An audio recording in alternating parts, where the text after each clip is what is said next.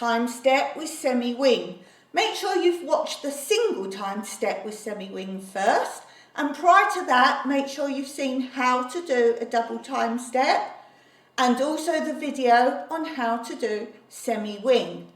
Now we're just going to insert a semi-wing in the middle of a double time step. So you need to know how to do double time step and how to do semi-wing.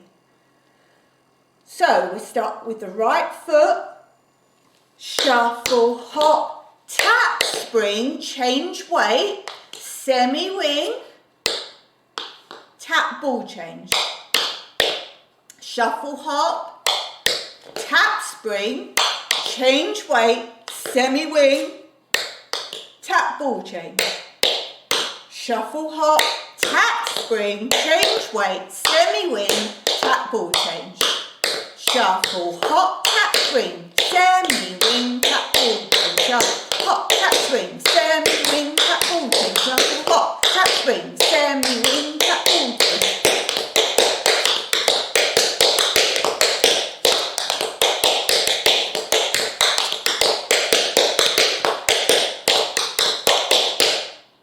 Well done. I'll do it round the other way.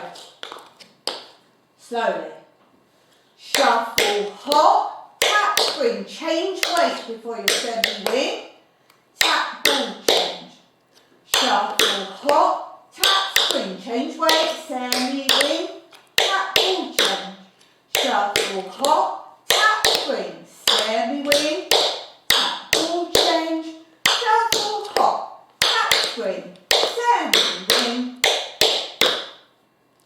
So look out on how to do triple time steps with semi-wing next, and then following that, break, single, double, triple breaks with semi-wing. Until next time, goodbye.